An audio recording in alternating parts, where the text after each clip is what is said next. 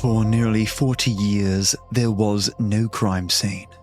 No shattered glass photographed under harsh lights. No bloodstains measured and catalogued. No place investigators could stand and say, "This is where everything went wrong." There was only absence. In January of 2026, police arrested an 82-year-old man living in Michigan and charged him with murder. The woman they say he killed was his wife. Her name was Joan Bernal. Her body has never been found, and yet, almost 4 decades after she vanished, investigators believe they can prove she is dead, and that someone who knew her intimately is responsible. This is not a story about a single violent moment. It is a story about routine, about trust, and about silence. The kind of silence that grows heavier, not all at once, but slowly, year by year. To understand why Joan Bernal's disappearance mattered, you have to understand the place she disappeared from. Joliet, Illinois, in the late 1980s was not a city built for anonymity. It was a working-class city shaped by factories, rail lines, and neighborhoods where patterns were noticed. People recognized each other's cars. They knew when lights were usually on. They noticed when something didn't fit. Routine wasn't glamorous, but it was visible. Joan lived here with her husband, Gilbert Bernal. Public records and later investigative reporting confirmed they were married and lived together at the time she disappeared. There is no evidence that Joan was drifting through life. Investigators have never described her as unstable, transient, or disconnected from her family or community. There is no indication she was preparing to vanish. What investigators have said is that Joan had plans. She had talked about possibly traveling to visit family, a detail that would later take on significance, not because it explained her disappearance, but because it became the explanation offered for it. But planning a trip is not the same as leaving a life behind. Joan left behind personal belongings, she left behind money, and she left behind people who expected to hear from her.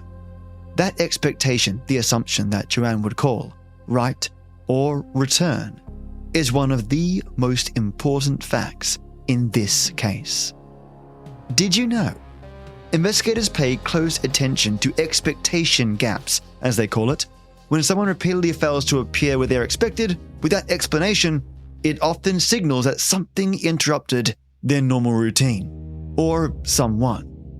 To understand why Joan Bernal's disappearance unsettled investigators years later, you have to understand Joliet as it existed in the late 1980s, not as a dot on a map, but as a lived-in place. Joliet sits southwest of Chicago, anchored by the Des Plaines River and shaped by industry, railroads, and long-established neighborhoods. For generations, it had been a working city. Steel, manufacturing, transportation, a place where jobs were physical, schedules were fixed, and routines mattered. By the late 1980s, Joliet was in transition. Heavy industry was declining, steel mills that had once defined the city were closing or shrinking. Families who lived there for decades were adjusting to economic uncertainty, but they weren't disappearing. They were staying put, holding onto familiar streets, familiar houses, familiar patterns. This was not a city of constant movement. It was a city of continuity. In the 1980s, daily life in Joliet revolved around predictability. Shift changes, bus routes, commutes that repeated themselves day after day. So people noticed when someone didn't show up where they were expected. Not immediately, perhaps, but eventually. Absence had weight in a place like this. Joan Bernal lived inside that structure. She wasn't a tourist passing through. She wasn't someone without ties. She was part of a domestic routine. Married, housed, rooted in a specific place. That matters because voluntary disappearances looked different depending on where it happens. In a city defined by transience, disappearance can blend in. In a city defined by repetition, it leaves a mark. What friends and family knew and didn't. Public records and investigative reporting are careful when describing Joan's personal relationships, and that care is important. There is no evidence that Joan was estranged from her family, no record of her cutting off contact, no indication she has spoken about wanting to disappear. What is known is that people expected to hear from her and didn't. That expectation tells us something concrete. It tells us that communication was normal, that silence was abnormal, and it tells us that concern did not come from nowhere. When adults leave voluntarily, they often signal it subtly or directly. They tell someone they need space. They reach out eventually. They leave breadcrumbs. Joan left none. About her marriage, the known context. Joan was married to Gilbert Bernal, and they were living together in Joliet when she disappeared. Investigators have confirmed that an argument occurred shortly before Joan vanished. That fact appears in official summaries and later reporting, but it must be understood properly. Arguments are common. They're not crimes. They're not evidence by themselves. What investigators later examined was not the argument, but what came after it. Joan was gone. Her husband's explanation that she left after the argument and planned to travel became the framework through which the case was initially viewed. Not because it was proven, but because it filled a vacuum. At the time, there was no body, no crime scene, no alternative narrative supported by evidence, so the explanation stood provisionally. Transportation, geography, and the problem of leaving cleanly. This is where Joliet itself becomes important. Joliet is connected to Chicago by rail and highway. But travel in the late 1980s still left traces: bus tickets, cash withdrawals, witnesses, schedules. If Joan had left voluntarily, she would have to do so without verified transportation records, significant financial preparation, contacting anyone she knew, and she would have to maintain that disappearance indefinitely for years, then decades. Investigators later described this as the central problem of the case. Not that the disappearance was impossible, but that it was unsustainable. Why this stayed unsolved for so long? In the late 1980s and early 1990s, law enforcement faced real limitations. Missing adults were legally allowed to leave. Domestic cases were often treated cautiously. Without physical evidence, prosecutors were constrained. This case existed in that gap between suspicion and proof. Friends and family felt something was wrong. Investigators suspected something didn't add up, but suspicion alone could not carry a case forward, so Joan Bernal's disappearance settled into a quiet category, unresolved but not forgotten. For a long time, that silence was all anyone had, and for years it wasn't enough to prove anything. But as decades passed and the absence stretched from months into years and from years into a lifetime, investigators began to see the silence differently, not as uncertainty but as a pattern, and eventually they would return to this case and ask a question they hadn't been able to ask before. Not where did Joan go, but what stopped her from ever leaving at all. December 1988. In December of 1988, the pattern of Joan Bernal's life quietly broke. There was no publicly confirmed minute-by-minute timeline of her final day. However, investigators have never claimed certainty about the exact moment she disappeared. What they do know is simpler and more unsettling. She stopped communicating altogether. There were no phone calls, no letters, no verified sightings that could be confirmed. At first, authorities did not immediately assume a crime. Adults are allowed to leave, and police are bound by that reality. But concern grows when explanations fail. Days passed, then weeks, then months, and Joan Bernal did not reappear. The earliest explanation was also the easiest one to accept. Joan had left voluntarily. That belief rested largely on one account, that she had left after an argument and planned to travel. It was a story that offered clarity where there was none, and for a time, it was enough to slow the investigation. But as detectives looked closer, problems emerged. There was no confirmed bus ticket, no verified destination, no evidence that Joan ever arrived anywhere. And perhaps most troubling of all, she never contacted her family again. Not once. For people who knew Joan, that silence was not merely unusual, it did not align with who she was. When silence starts to matter, As months turned into years, investigators found themselves caught between two realities. They could not prove Joan Bernal had been killed, but they could not explain how she had vanished. In the early 1990s, authorities moved cautiously toward charges and then stepped back. Reports of possible sightings introduced enough doubt to halt prosecution, and doubt is fatal in a courtroom. That decision was not a failure, it was restraint. Because a case brought too early can be lost forever.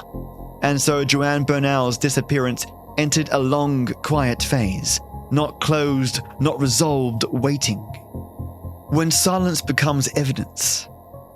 For a long time after Joan Bernal disappeared, the case existed in a quiet place.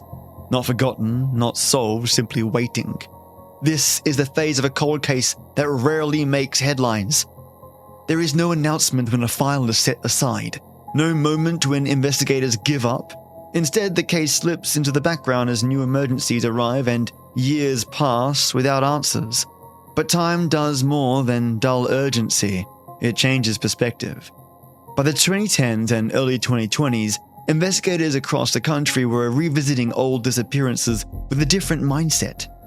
They were no longer asking only what could be proven immediately. They were asking what explanations still made sense after decades had gone by. When detectives returned to Joan Bernal's case with that question in mind, the silence surrounding her disappearance began to look less like uncertainty and more like evidence. Seeing the past clearly. One of the first things investigators noticed was how complete Joan's absence was. There was no financial activity after 1988. No medical records, no employment history, no confirmed interaction with government systems. People who leave their lives behind usually leave traces. They need identification, they need healthcare, they need money. Even when someone wants to disappear, life tends to pull them back into view. Joan never resurfaced. Year after year, that absence grew harder to explain as choice and easier to understand as interruption. Reopening the original investigation.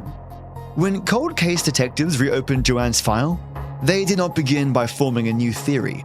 They began by stripping the case down to its earliest pieces. They reread original police reports. They listened again to recorded interviews. They reviewed handwritten notes taken when memories were still fresh. And they noticed something that had always been there. From the beginning, the case had relied heavily on a single explanation, that Joan left voluntarily after an argument and planned to travel. This explanation did not come from evidence, it came from an account, and that account shaped how the disappearance was understood for years. Decades later, investigators were no longer asking whether that story could be true. They were asking whether it still explained what followed. It did not. The problem of a story that never changes. When detectives compared statements given over time, they noticed how little the central narrative shifted. At first, consistency can seem reassuring, but investigators know that genuine memories, especially of stressful events, tend to change subtly as time passes. Details are forgotten. Others become clearer. Uncertainty appears. This account did not evolve. It remained fixed, complete, closed. Meanwhile, nothing emerged to support it. No travel records, no verified destination, no proof Joan arrived anywhere after leaving her home. The longer investigators looked, the clearer it became that the explanation had survived not because it was strong, but because nothing had replaced it. Did you know? Behavioral analysts caution that narratives repeated unchanged over long periods can sometimes reflect rehearsal rather than recollection. For years, reported sightings of Joan Bernal complicated the investigation. People believed they had seen her alive after her disappearance, and those claims introduced reasonable doubt. Cold case investigators did not dismiss those reports outright. They tested them. They examined dates and locations, they compared physical descriptions, they asked whether witnesses knew Joan personally or recognized her only from images. Over time, none of the sightings could be conclusively verified. Without verification, they could no longer outweigh the growing body of absence. What remained was the same silence investigators had been circling since the beginning. A new phase of the review. In the mid-2020s, Joan Bernal's case entered a new stage through collaboration with Cold Justice, a program that worked directly with law enforcement to re-examine long unsolved cases. This wasn't about spectacle, it was about perspective. Investigators who had no connection to the original case reviewed the evidence with fresh eyes. They questioned assumptions, they revisited timelines, they asked what had been accepted simply because it had never been challenged. They returned to physical locations connected to Joan's disappearance and conducted searches using ground-penetrating radar, a tool designed to detect disturbances in soil. No remains were found, but that absence did not weaken the case. It narrowed it. Each ruled-out location made the remaining explanation more difficult to avoid. Did you know? Ground-penetrating radar is often used to eliminate possibilities, allowing investigators to focus on fewer, more likely scenarios rather than confirming a single theory. It kind of sounds like it'd be a contradictory sort of thing, right? But that's how tech works. When probability replaces possibility. By this point, investigators were no longer asking whether Joan Bernal might still be alive somewhere. They were asking what would have had to happen for her to disappear completely, permanently, without leaving a trace. Every answer required believing something increasingly unlikely. Eventually, the explanation that required the fewest assumptions was also the most troubling, that Joan Bernal had been killed. And that whoever was responsible had been there at the moment her life stopped intersecting with the world. By the time investigators were ready to act, nearly 38 years had passed since Joan Bernal disappeared. That length of time matters in ways that are not immediately obvious.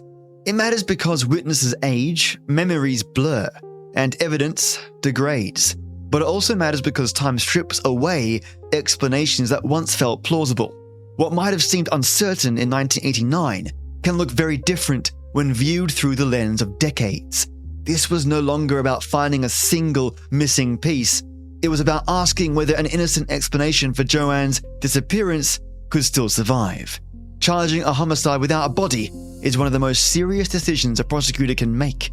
There is no physical proof of death, no cause of death, no forensic timeline that can be laid out minute by minute in a courtroom.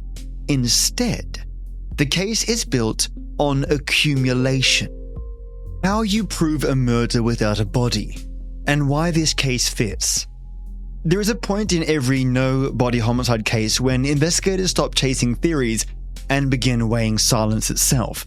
That moment does not arrive suddenly. It comes slowly, after years of unanswered questions, when the absence of ordinary life becomes too complete to ignore. At first, silence feels like uncertainty. Over time, it becomes something else entirely. So what does the law actually require?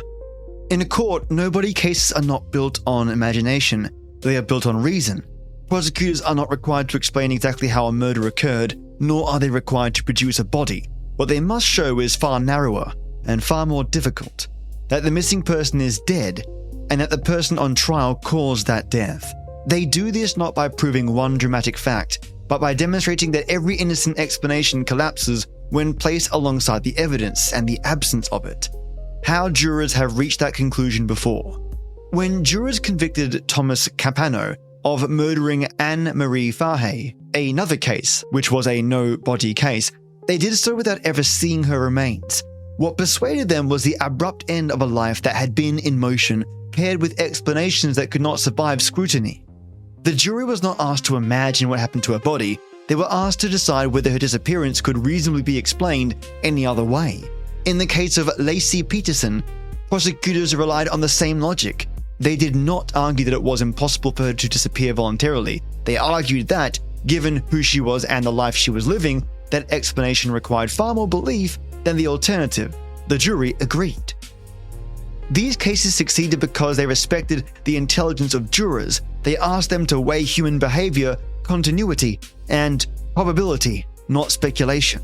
And I'll give you some deeper examples of different kinds of nobody cases whilst we're on the topic. The Scott Peterson / the murder of Lacey Peterson was in California. The body was not recovered at the time of conviction.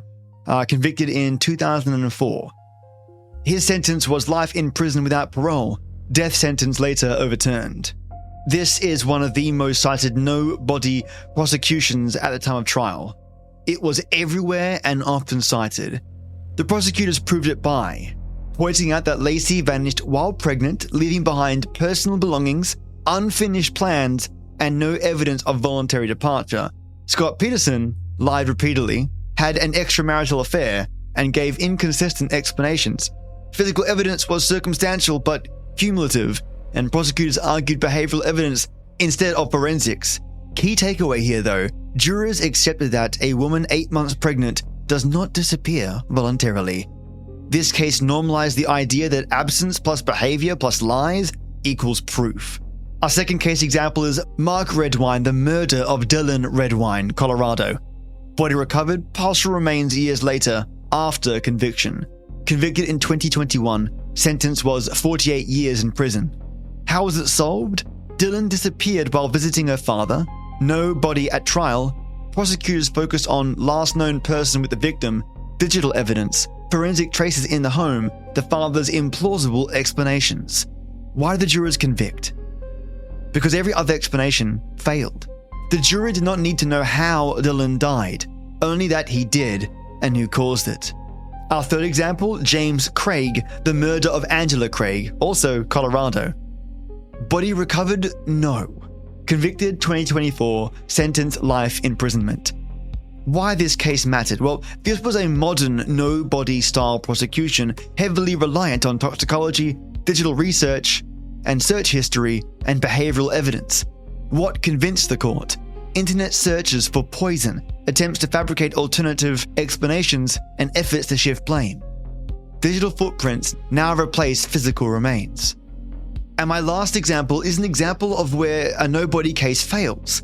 Curtis Flowers, Mississippi, no-body prosecution.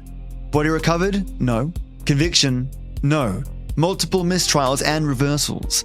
Why this case is important? Well, this is an example of what doesn't work.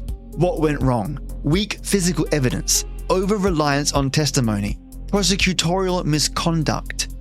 And why does it matter? Well, it shows that no-body cases can fail if evidence is rushed or flawed. This reinforces why investigators waited decades in the Joan Bernal case. So what do all successful no-body cases have in common?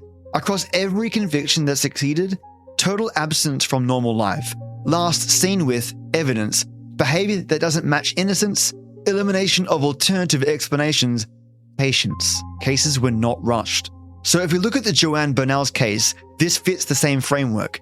Permanent silence, no financial or medical trail, one unverified explanation, and decades of absence plus investigators waited until doubt collapsed. This is exactly how no-body cases are won.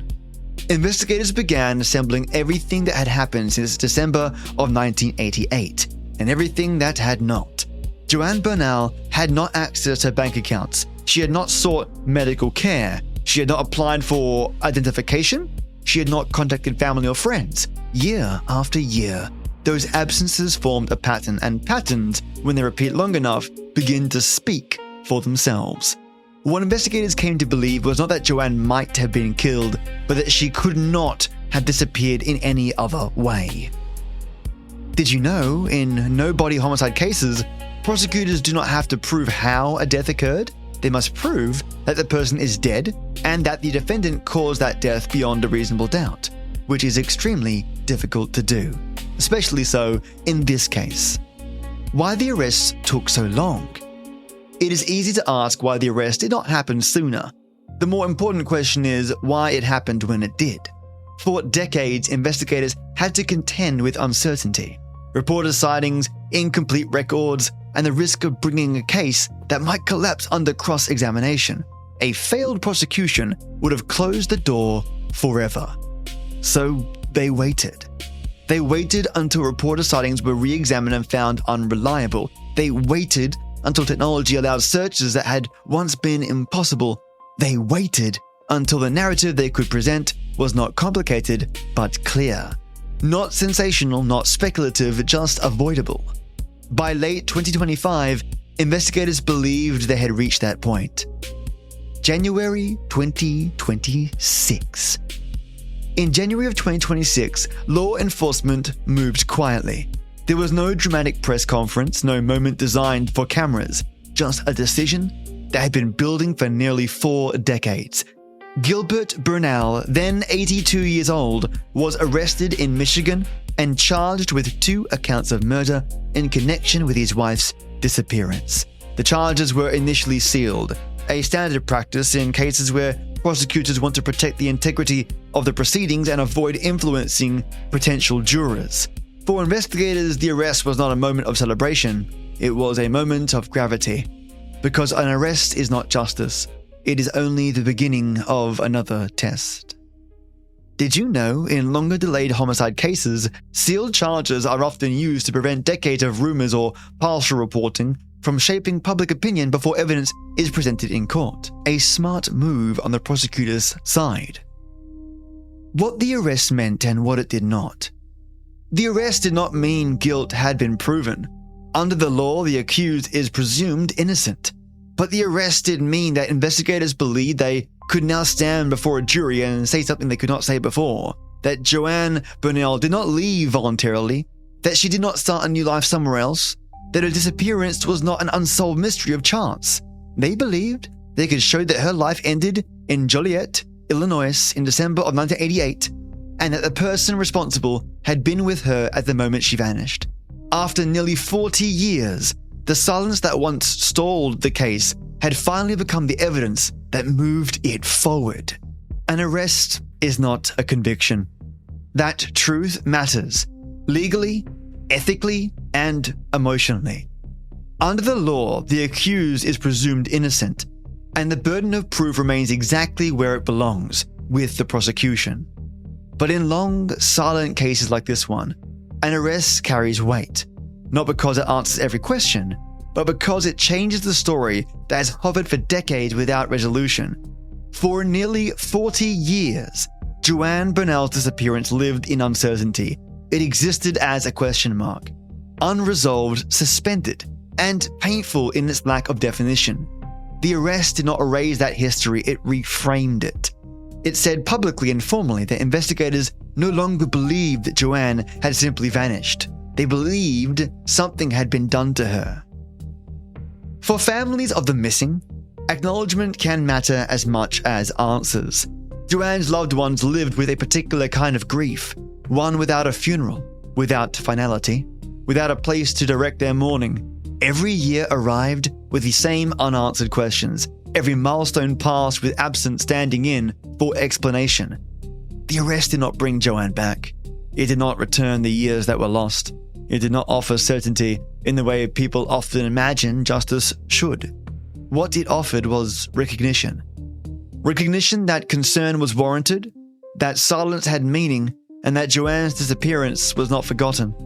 For families who wait decades for someone to listen, that recognition is not small.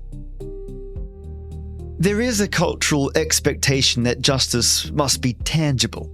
A body recovered, a confession made, a single moment where everything becomes clear. But the justice system does not promise certainty. It promises process. In no-body cases, that process rests on a different kind of proof. Not on what can be seen, but on what can no longer reasonably be explained away. In Joan Bernal's case, investigators came to believe that every innocent explanation had collapsed under the weight of time. What remained was responsibility. And responsibility, once established, does not disappear simply because years have passed. Joan Bernal disappeared in December of 1988. Her case did not dominate headlines. It did not become a national obsession. It lived quietly, in files, in databases, and in the memories of those who refused to let it go. What ultimately brought it back was not a single breakthrough, but persistence. The slow accumulation of absence, the willingness to revisit old assumptions, the patience to wait until the story, the evidence told, could no longer be ignored. Some cases grow weaker with time. This one grew clearer. But I'll be clear of this case. So as of the most recent verified public reportings, there has been an arrest, there has not been a conviction, there has not been a sentence, no prison term has been imposed. Anything else would be speculation, and that would be a kind of injustice in itself. So at the time of this recording, there is no verdict with the case of Joan Bernal. There has been no jury seated, no witnesses sworn, no sentence handed down. The arrest of Gilbert Bernal marked a turning point though, but it did not mark the end.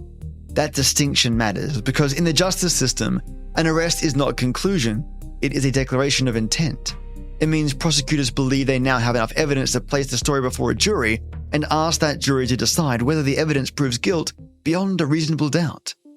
Now, prosecutors in this case are pursuing the no-body homicide.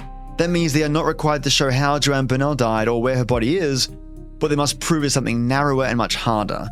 That Joan is dead, and that the person charged caused that death. To do that, they will rely on what the case has always been built on, absence, behavior, and probability. They will argue that Joan did not leave voluntarily, not to start a new life, and did not vanish by chance. They will ask jurors to look at nearly 4 decades of silence and decide whether any innocent explanation still makes sense.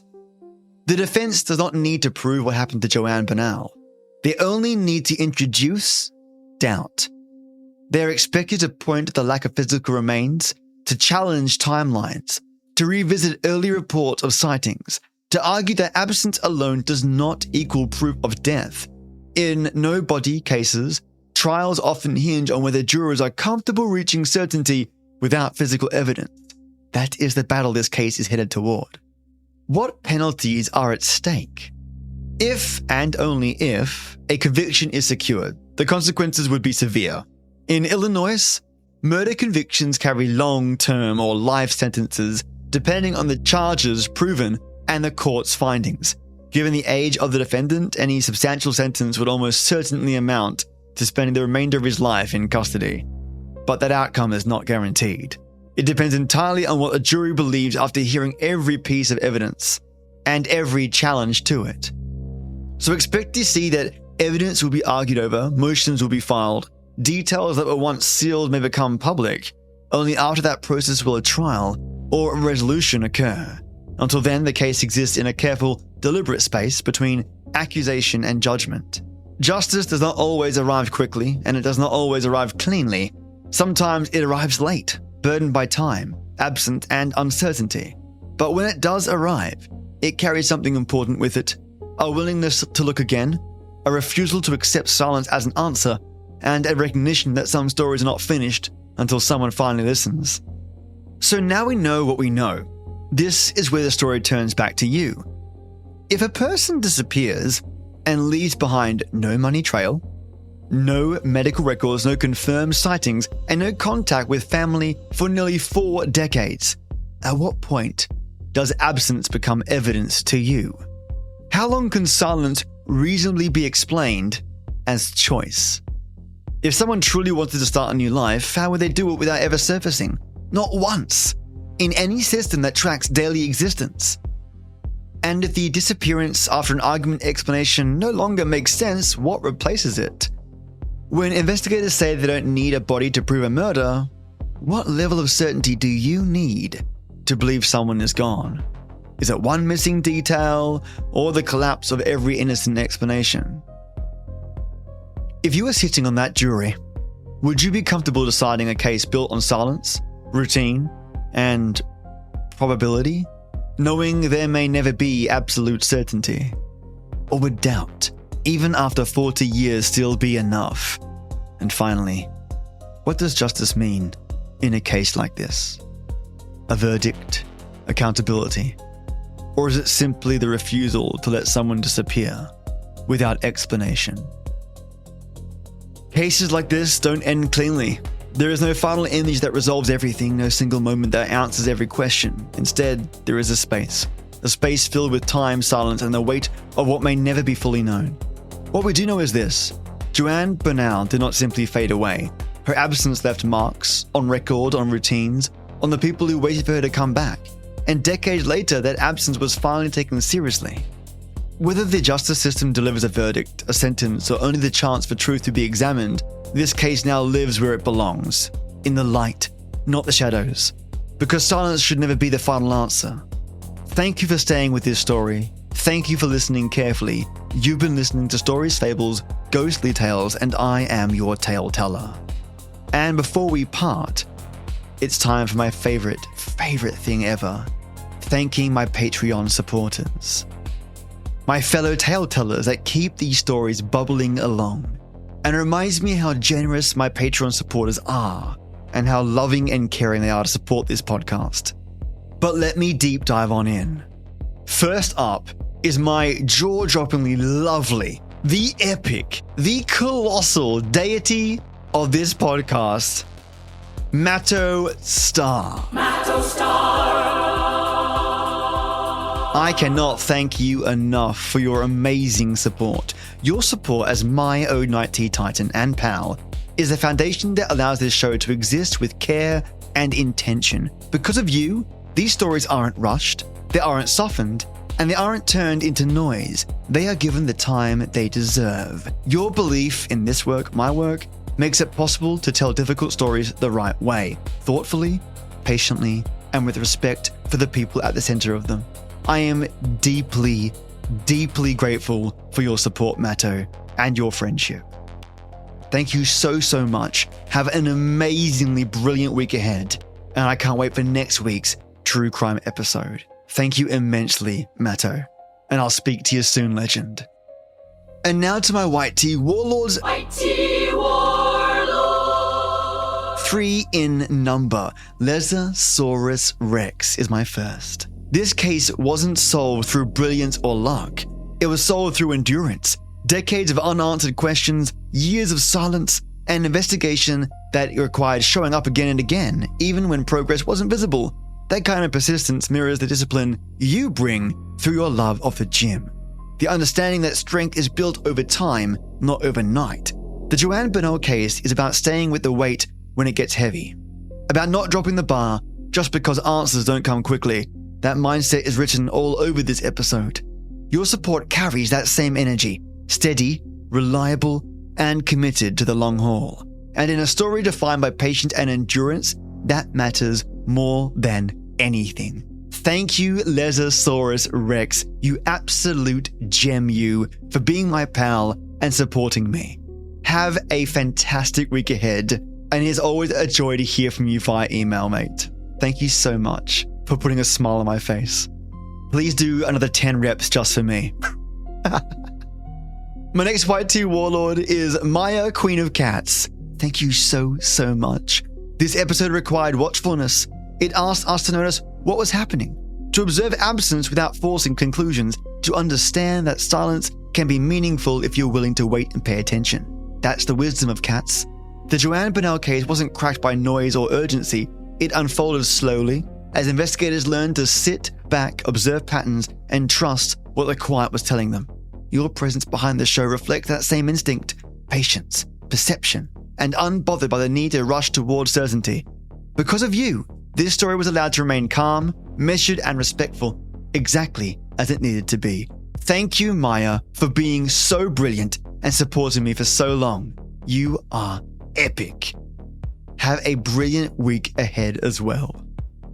And my final White Tea Warlord, Sangeetha the Seer. Thank you. This case is ultimately about seeing what others missed. That is the work of a seer. Your support aligns with that kind of vision. The ability to understand that truth doesn't always announce itself, and that clarity often comes only after long observation. This episode depended on that insight. The willingness to trust that silence, examined closely enough, reveals its own meaning. You help ground this work in perception rather than performance, and that made this story possible. Thank you immensely, Sangeetha, for bringing your lovely self and being my friend. Have an absolutely fantastic week ahead, and thank you again. To my White Tea Warlords and my jaw-droppingly brilliant Ode Night Tea Titan, thank you so much for your support. Now, I want to do my final thank yous to my O'Grain forces and all those tiers thereafter. I am lucky to have Chad Warren, Peter Raffaelli, Just Heather, Juicebox Andy, Divided by Zero, Seductive Smiles, Jane Gumnick, and Michael Krupp. Thank you all so much for your support. You legends mean the world to me. And thank you for supporting my pivot into true crime. I've been having an absolute blast making these episodes and investigating on the newest and the latest true crimes and cold cases. If you like what I do and want to support me further, just like these Patreon supporters do, visit my Patreon, which is www.patreon.com/SFGT, where you can support the show directly, where all dollary dues go straight into research, straight into tea, straight into having fun, and keeping the podcast lights on. If you want to send me your own suggested cases, pop them in the comments below, in Patreon comments, whether it's YouTube or via email. You can reach me there as well, which is storiesfablesghostlytales@gmail.com. But thank you for sitting with this story and for listening carefully and giving time to a voice that was missing for far too long. Until next time, remember this: silence is never empty, time does not erase truth, and some stories only end when we choose to listen. Good night, you wonderful, wonderful listeners. Until next we meet.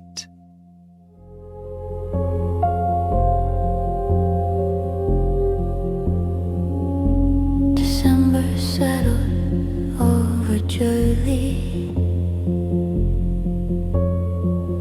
Cold streets, familiar doors.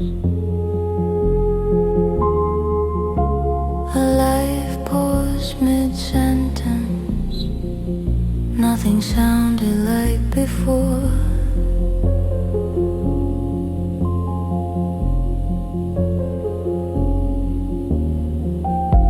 They said she walked into the night, said she chose to disappear, but silence stretched from days to years, and never bent or cleared. No shattered glass, no warning sign, just a space that stayed too still.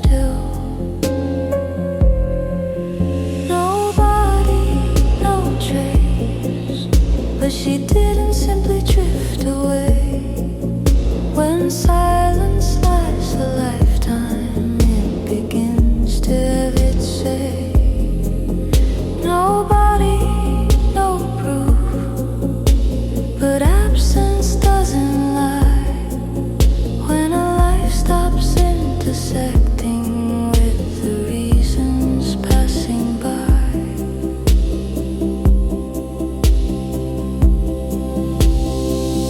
Routines kept on moving while one name stayed unchanged. No calls, no records, no footsteps, no sign the path had ranged. A city built on patterns felt something fall apart. You don't step out of everything without leaving some mark. Doesn't rush, it just observes until questions remain. Nobody, no trace, but this wasn't just a choice. Silence kept on counting every year without a voice.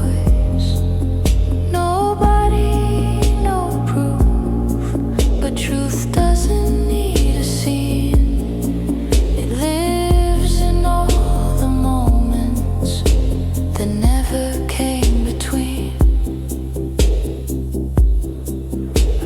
Justice doesn't always shout. Sometimes it stands still, weighing every empty year against one uncertain will.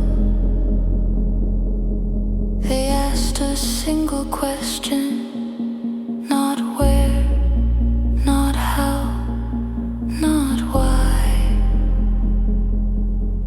Just tell us if this silence still make sense with passing time. Nobody, no trace, but some absences endure. When a life no longer crosses with the ordinary world we knew before. Nobody, no proof, but probability remains. Not every story ends in answers. Some end when doubt can't stay.